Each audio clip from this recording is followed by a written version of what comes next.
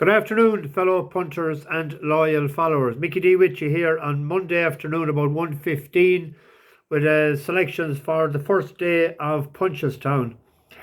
I have a selection, an opinion in every race. The selections, I leave it up to yourselves, but I'll put up a selection in each race and the strength of my selection. But you do your own monetary way, whatever you want, and you can lump them together, whatever. I'll give a double. If there's a lucky 15 one of the days, I'll do it as well. I always do it at Punchestown. It has been a relatively successful meeting for me the last number of years, so hopefully that can continue. The reason I'm doing it early is I'll be going to the school run shortly, and I want to get it in the upload oven because it takes a while to do, particularly if it goes over the 10 minutes. So I'll keep it as short as possible.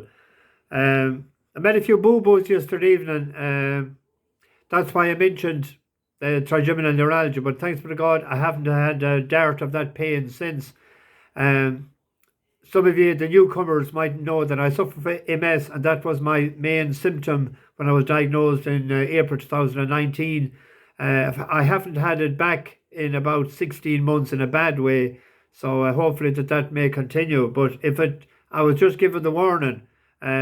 Because I knew I'd be corrected, and I was straight away because someone couldn't find the race in Southwell. But I did mention Thirst later on in something anyway. But just understand that I'm not guessing or whatever at times. It's just that the mind can go blank, and I'm all right. And thanks and appreciate the nice comments and everything but I'm fine. I'll struggle on. I'm a warrior. The big meeting, of course, in Punchestown is starting tomorrow as the biggest meeting of the year. And I'll try and give it the respect that it deserves by giving a selection or an opinion in every race and the strength of my selection by the pint. And people can decide themselves what they want to do. I've a double that I'll be giving in a few minutes. God, there was some crowd for the bus this morning. It was unreal. Of course, all well dressed and well groomed and everything ready for Punchestown. So we're heading for Naas this morning with the bus, and then it's just a quick run out to Punchestown tomorrow. Stephen C was first in line, and he told me that he really fancies Brazil Power in the 7:15 in Naas. It was sevens last night. It's into 5-2 now, so more people than him must think that as well. Alan Carroll and John Whelan was next on, and Craig is short of ink. He doesn't give any surname or have no information on him. The black taxi driver was ready for action. Eddie Smoothins, he had a nice double yesterday, so he had a bottle of champagne with him, Helvetian and Merweb. And you know what he said that goes really well with the champagne? And I sampled it in 1993 in the Arkle Bear in Cheltenham, a little drop of my waddy. Lovely stuff, when Denoli won. Ral Official was on next, and the Gypsy Cream 26. We have a new job for him. People hasn't time to go to the barbers or the salon for their hair, so he's going to be in charge of the hair department or the hairstylist, whatever you want to call it.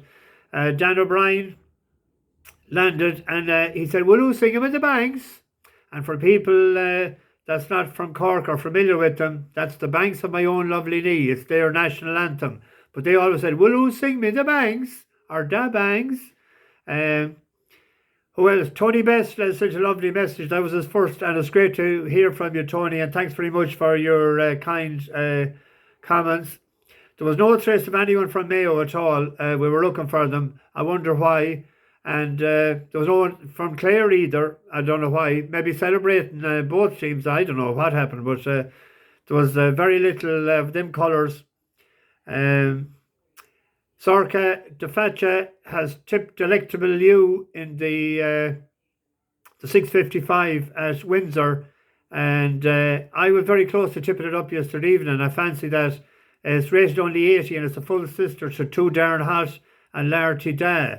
Anyway, on to Punchestown tomorrow. The first race is a 3:40, the listed Mayor's Hurl, 2 miles 100 yards, and there's 11 declared. Willie Mullins has won 5 of the 8 runnings of it. Galloway won it last year, 7-4 favourite. 5 favourites have won it out of the last 8. Grangee was third to Love Envoy in Allen, and that distance was 2 miles 1 furlong. Party Central was 7th, and Dino Blue was 9th. Grangee was then 6th to Brandy Love in Fairy House, and it clearly didn't stay the 2.5 miles. And in that, the form was turned around when Dino Blue stayed on 4th. But the selection, which is Grangee, won 3 bumpers, and it's 1 for 5 only over hurls. But there's excuses for that. One, it fell in. One was that race in Fairy House the last day, and the other one was up against the boys. So at 4-1, third favourite, I'm on that. The 4:15 is a grade 1 novice hurl, 2 miles 100 yards again, 5 declarations. 6 of the last 7 has been won by Willie Mullins. 4 out of the last 10 have been favourites. Sir Gerhard is 6 out of 7, and the only time it was beaten, actually, it was third in Punchestown last year when it was behind Kilcrut in the bumper. It mostly ran left-handed, so there's slight worry about that. But there's no worry about Dysart Dynamo going right-handed. His only defeat was when he fell in the Supreme. He raced too free that day, and the crowd got to him and everything on the occasion. He won over the track in Punchestown, very, very impressive and out in front. Now, if they can keep a lid on him tomorrow before the start, if Patrick can, Patrick Mullins is riding him. If they can keep a lid on him, he gets out in front. I think Sir Gerhard might have a job to peg him back. So at 2-1, second favourite. The other one is 8-13, and Willie doesn't always win as with the favourites, as I've noticed down through the years. So I'm on Dysart Dynamo going right-handed if they can keep a lid on him out in front, and catch me if you can. The 4:50 is a handicap hurl, 2 miles 100 yards again, and Glan done the business for us last Saturday week. Came in from 12s into 100 to 30. It's up £7 for that, and it's up against the boys again, sort of, but it's 5-1. So out of loyalty, we'll have to bet that again, a point each way. Eskylane off top weight for Gordon Elliott was 6 lengths back that day, but it didn't run a couple of times, was pulled out on account of the going. It seems to need cut, but you don't know that that's an excuse or not, or whether it was, dodging, whatever. But it won last October in Down Royal, 134, and it's put up £12 for that. If they were targeting this, and it's 10-1. Just keep an eye on that as well if there's a big money for it. If it runs, we'll say, for instance. The 5:25 is a grade 1 chase, 2 miles, 5 declarations. Willie has won the last 3. 3 favourites in the last 10. Shakam Poursoir won it last year. Energumene is 4-6 favourite, should win. 6 o'clock, a bumper, 2 miles.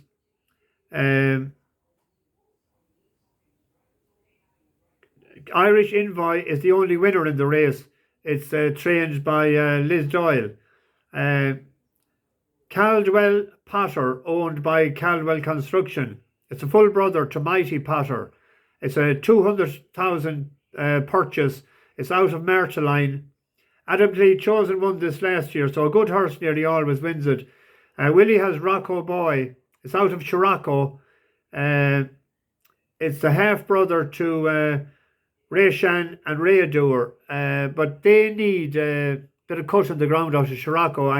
It's my view, and I'd be on It's interesting that they chose Caldwell in the name for this horse. You'd often see owners, when they put a name of their company or a good name into it, that they sort of fancy it. I've no idea the price, but an ounce of feeding is worth an ounce more than an ounce of an ounce of breeding is worth more than an ounce of feeding.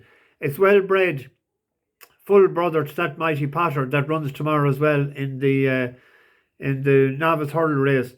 I've no idea the price, but that's my selection. The 6:35 is a novice steeplechase, grade 1, won by a mare last year called Rive. I was on it in Cheltenham as well. It was the only mare that I looked at that won it in the last 10 years. Bob Olinger, he was lucky enough when we backed him in Cheltenham when Gallopin de Champs fell. But this beat Capodanno in a grade 3, handy enough before this. It's 6-4, 7-4. I've a double done, Energumene at 4-6, and that at 6-4. And that's paying just over 3-1. It's paying, was a tenner double is paying 41.67. So a bet like that tomorrow between the two, rather than going win bet on either, because an Energumene should win, I'd imagine. That brings on to the 7:15 firm footings in the last I have written down. It's a half brother to Mana Lee, and it's out a walk in the park. I like that. I like the breeding, so that should do for me. There's my selections for tomorrow. I'll put up in the well, I said what I fancy, the pint each way or whatever, and do the double. The best look for the week. I've gone over the 10 minutes now, so it's going to take longer to put this up. There's a good card Wednesday in Ascot, and I see Enemy, that done us a great favour last week, is in the Cigarro Stakes. So I'll have to go through it tonight to see what's it. I know that Wordsworth is in it, and a couple of more, but it won so well the last day, and they're going into a Group 3 straight away. So I'll have to see what's up against it. And Go Bears Go is out as well on Wednesday. I'll have to see what's up against that. They could be two that we could be picking tomorrow evening on the flat.